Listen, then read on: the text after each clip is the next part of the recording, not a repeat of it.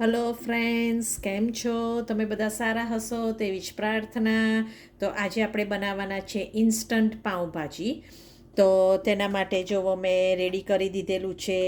આપણે વટાણા છે, કેરેટ છે, એક પોટેટો છે, બટાકો છે અને થોડા કોલીફ્લાવર છે.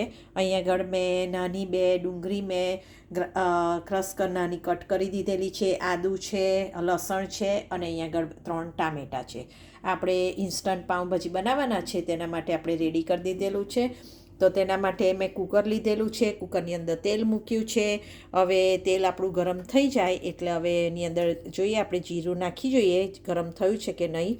તો આપણું તેલ ગરમ થઈ ગયું છે. તો ચલો એની અંદર હવે આપણે જીરું એડ કરીએ. આમાં હું રાઈ નથી નાખવાની, આમાં હું ખાલી જીરું જ એડ કરવાની છું. તો આપણે જીરું એડ કરીએ. જીરું થઈ જાય એટલે એની અંદર આપણે આ આદું અને લસણ અને ડુંગળી એ આપણે એડ કરી દઈશું. તો જો આપણું આ જીરું થઈ ગયું છે. તો એની અંદર હવે આપણે આ લસણ એડ કરી દઈએ. આપણો ગેસ ધીમો કરી દઈએ. હવે આ લસણ અને આદું ને મરચાં બધું એડ કરી દઈએ. ક્વોન્ટિટી તમારા હિસાબે તમે કરી શકો છો મિત્રો. તમે જેવી રીતનું પસંદ કરતા હોય તે પ્રમાણે તમારે ક્વોન્ટિટી ને વેજીટેબલ્સ તમે એડ કરી શકો છો. હું ઓલ ધ ટાઈમ કેપ્સિકમ મરચું પણ અંદર એક એડ કરું છું, પણ આજે હું એડ નથી કરવાની. ખાલી હું આજે આટલા જ વેજીટેબલ્સ એડ કરવાની છું. એટલે આવી રીતે જો થોડીક ડુંગળી આપણી સતળાઈ જાય એટલે બધા વેજીટેબલ્સ આપણે કરી દઈશું. મારું આદું મેં ફ્રોઝનમાંથી કર્યું છે મિત્રો. હું એક્સ્ટ્રા આદું હોય તો હું આવી રીતે ફ્રોઝન કરી દઉં છું. એટલે જેથી આપણે આવી રીતે જરૂર પડે ત્યારે પણ ફ્રોઝનમાંથી યુઝ કરી શકાય છે. તો આપણું આ ડુંગળી થોડીક ચડી જાય એટલે આપણે બધા વેજીટેબલ્સ એડ કરી દઈએ. જો ફ્રેન્ડ્સ, આપણી ડુંગળી છે એ થોડીક હવે ચડી ગઈ છે એટલે એનું કાચું હોય જે એનું ટેસ્ટ એ જતો રહ્યો છે હવે. એટલે હવે એની અંદર આપણે વેજીટેબલ્સ બધા એડ કરી દઈએ. તમે તમારા હિસાબે વેજીટેબલ્સ એડ કરી શકો છો. આ બધા વેજીટેબલ્સ હવે આપણે એડ કરી દઈએ.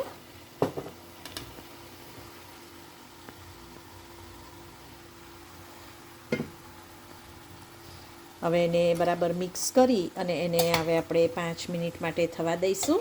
અને પછી જ આપણે અંદર ટામેટાં એડ કરીશું. આમાં તમે ફૂલ ગેસ રાખી શકો છો મિત્રો. હવે ફૂલ ગેસથી એને ત્યારે 5 મિનિટ માટે આપણે કૂક થવા દઈશું અને પછી એની અંદર ટામેટાં એડ કરી દઈશું. અને પછી આપણે 3 વિસલ વગાડવાની છે. આ બધું હવે 5 મિનિટ થઈ ગઈ છે. તો ચલો હવે આપણે એની અંદર હવે ટામેટાં એડ કરી દઈએ. અને ટામેટાં એડ કર્યા પછી મેં 3 ટામેટાં લીધેલા છે મિત્રો.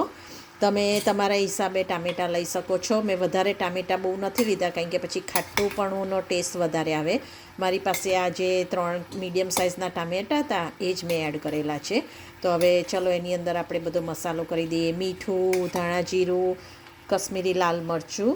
હવે આ મેં 1 સ્પૂન જેટલું કશ્મીરી લાલ મરચું એડ કરેલું છે. હવે નાની ટીસ્પૂન જેટલું હળદર એડ કરી છે. હવે આપણે એની અંદર હાફ ટીસ્પૂન જેટલું ધાણા જીરું એડ કરેલું છે. અને આપણું જે આ નોર્મલ લાલ મરચું છે તે એડ કર્યું છે. હવે વધારે હું તીખું નથી કરવાની. તમે ગ્રીન મરચું પણ એડ કરી શકો છો. તમારે ગ્રીન મરચું જો ખાતા હોય લીલું મરચું તો તમે લીલું મરચું પણ એડ કરી શકો છો. તો ચલો હવે એની અંદર હવે આપણે મીઠું એડ કરી દઈએ. મીઠું તમારા સ્વાદ પ્રમાણે એડ કરજો. અત્યારે તમને જો વધારે થોડું ખારું ખાતા હોય, થોડું આગળ પડતું મીઠું ખાતા હોય તો તમે મીઠું એ પ્રમાણે એડ કરજો. થોડુંક હું હવે આ મીઠું એડ કરી દઈ છું. હવે આ બધું મિક્સ કરી એની અંદર થોડુંક હવે પાણી રેડી દઈએ.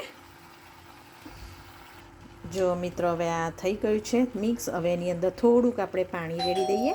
ને પાણી રેડ્યા પછી હવે આપણે 3 વિસલમાં કરવાની છે. તો હવે આપણે એનું લીડ ઓફ કરી દઈએ અને 3 વિસલ કરી દઈએ.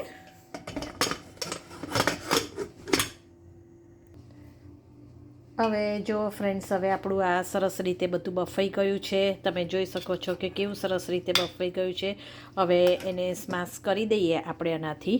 અને પછી આપણે એનો વઘાર કરવાનો છે. એટલે આપણે થોડુંક તેલ મૂકી અને કઢૈયામાં એનો વઘાર કરી લઈએ. તો આવી રીતે બધું સ્માશ કરતા જઈશું અને પછી અંદર બધું એડ કરી દઈશું. જો ફ્રેન્ડ્સ આ કેટલું સરસ રીતે હવે બધું માસ થઈ ગયું છે. તો હવે આપણે એનો વઘાર કરી દઈએ.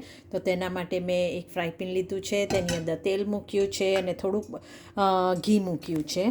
તો તેને આપણે ગરમ થાય ત્યાં સુધીમાં હું તમને મસાલા બતાવી દઉં. તો તેના માટે મેં ગાર્લિક ચટણી છે, રેડ ચીલી પાવડર છે, નોર્મલ છે, કશ્મીરી નથી કારણ કે આપણે એમાં એડ કરેલું એટલે, હળદર છે, પાઉંભાજી મસાલો છે ને ધાણા જીરું છે. હવે તેની અંદર થોડુંક આપણે પાણી એડ કરી દઈએ, જેથી આપણે જે વઘારમાં મસાલો એડ કરીએ ત્યારે આપણો મસાલો બળી ના જાય એટલા માટે. તો અંદર થોડુંક પાણી એડ કરી અને આપણે આ બધું હવે સરસ રીતે મિક્સ કરી દઈએ. પાણી મેં થોડુંક ગરમ એડ કર્યું છે, જેથી અંદર સરસ રીતે બધું મિક્સ થઈ જાય એટલા માટે. તો હવે આ બધું મિક્સ કરી દઈએ.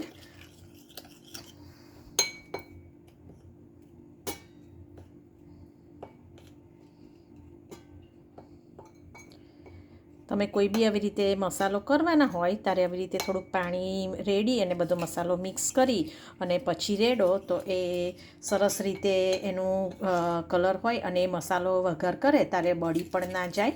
જો હવે સરસ રીતે મિક્સ થઈ ગયો છે, તમે જુઓ. હવે આપણે વઘાર કરીએ ત્યારે તેમાં આપણે આ એડ કરીશું. તો ચલો હવે આપણે વઘાર કરી દઈએ. તો એના માટે આપણે પહેલાં જીરું એડ કરવાનું છે. તો જો હું હવે જીરું એડ કરું છું. 1 ટીસ્પૂન જેટલું જીરું એડ કરું છું. જીરું આપણું થઈ જાય એટલે આપણે આ મસાલો એડ કરી દઈએ. હું અંદર તજપત્તા કે એવું કંઈ એડ નથી કરવાની. આ ડાયરેક્ટ આ મસાલો જે છે તે જ હું એડ કરી દેવાની છું.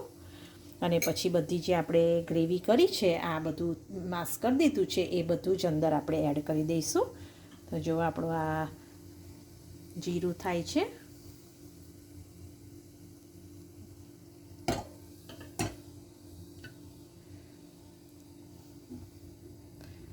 આપણે જીરુંને બરાબર સરખી રીતે થવા દઈએ પછી જેની અંદર આપણે આ બધો મસાલો એડ કરીશું, જેથી આપણો મસાલો બળી ના જાય.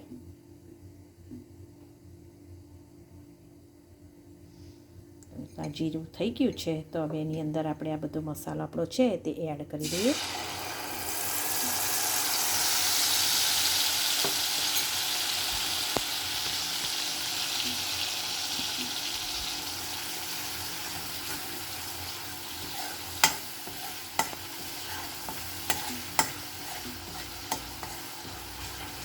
સરખી રીતે થોડોક શેકાવા દઈએ પછી જેની અંદર આપણે આ એડ કરીશું.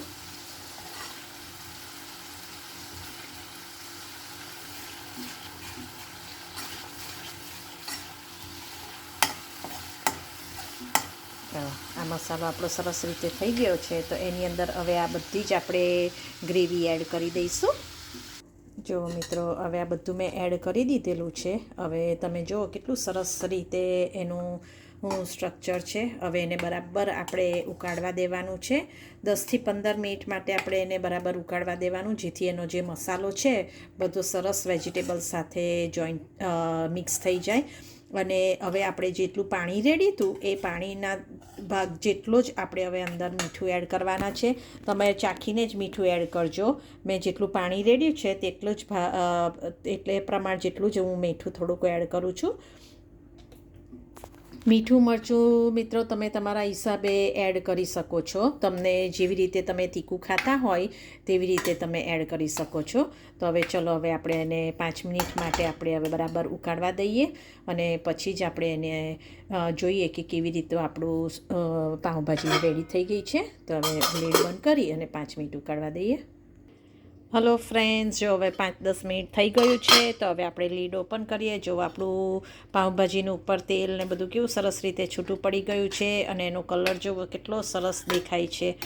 તો આવી રીતે પાઉંભાજી આપણી તૈયાર થઈ ગઈ છે. તો હવે એની અંદર આપણે લેમન જ્યુસ એડ કરવાના છે. ફ્રેશ લેમન હોય તો પણ ચાલે, પણ હું આમાં લેમન જ્યુસ એડ કરવાની છું.